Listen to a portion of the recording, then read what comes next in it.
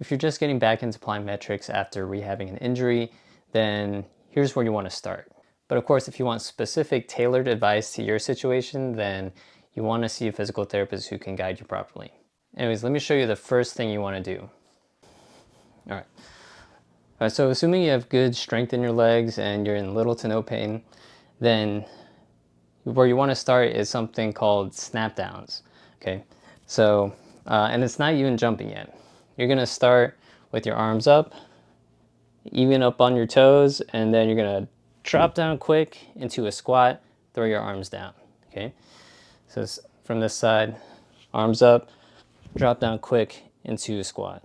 Okay, now what we're looking for is that when you come down, that your knees don't cave in, and that you can get a decent weight into some depth. If you don't feel comfortable going down, then it might mean you need some more strength in your quads to feel more confident with that. Another thing when you're dropping down, if you have an injured side or a weaker side, what you might see is that you shift away from that side, even if it's subtle. You want to make sure that your knees don't cave in and that you're having symmetrical weight through both legs and that you're getting deep enough into the squat. Okay. Now, once you get good with that, then you can progress to single leg. You go arms up and then you drop down into one leg. Same thing from the side, drop down quick. Okay. All right, so once you've mastered the step downs, then you can start going into a depth drop or a drop freeze. So this is just a 6-inch step. If you're a beginner or just getting back into plyometrics, this might be a good height for you to start, maybe even lower if you're not feeling fully confident. But basically what you're gonna do, you're gonna step off, land with both legs into a squat, okay? So like this, okay?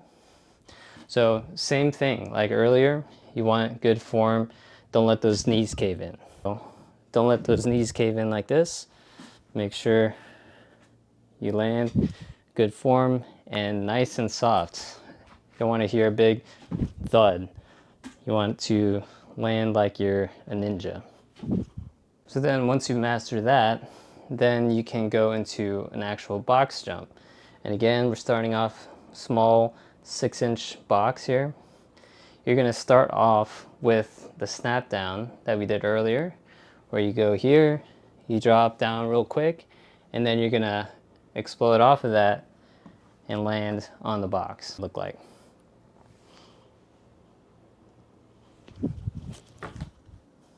All right, so now at this stage, we're generating force to lift us up off the ground, but we're not getting as much of a landing as we would if we were jumping straight up and coming all the way down. We get to kind of stop at the top, right? Once you've mastered that and you got no problems with that, then you could actually start doing some hopping. Maybe not a full jump yet, where you're maximally jumping up and landing. You might actually want to progress the height of the box before you get to that. But small hops will probably be a good transition. So if it's your first time in a while doing it, you can do a small hop. So same thing, do the snap down, hop, and land. So if that's really easy, your form looks good with that, and there's no pain, then you can transition into repetitive bunny hopping. So that would be like this. And so that's, you know, kind of bouncing up and down, using those tendons as kind of the elastic spring, right?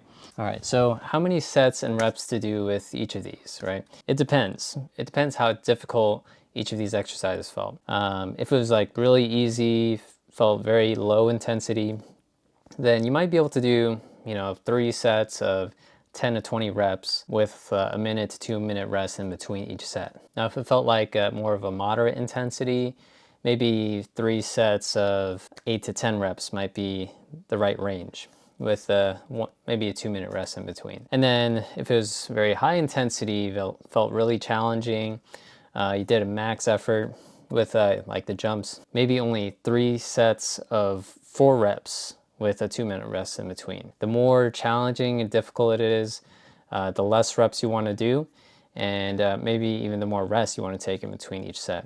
It's important that you get the rest in between, because if you're still fatigued from doing the sets and the reps, then you actually might be compromising your form because those muscles are still tired. And then that puts you at an increased risk of maybe getting an injury. Don't overdo it. It's easy to overdo plyometrics because, like I said earlier, it's 3 to 7 times your body weight whenever you're landing. I had a patient come in with patellar tendinitis because she did a YouTube workout where there was a bunch of plyometrics and she had never really done much jumping before. Then she had a bunch of knee pain. Luckily, we were able to get her back on track. It's easy to overdo plyometrics when you're not used to it, you're coming off an injury, and then especially, if you're in your 30s or older, you don't bounce back as easily as if you're a teenager or 20-year-old. So, be careful and cautious and, listen to your body. Don't overdo it. So I hope this helps you get started with plyometrics. Again, consult a physical therapist to meet your specific needs. And don't forget to subscribe, and I'll see you in the next video.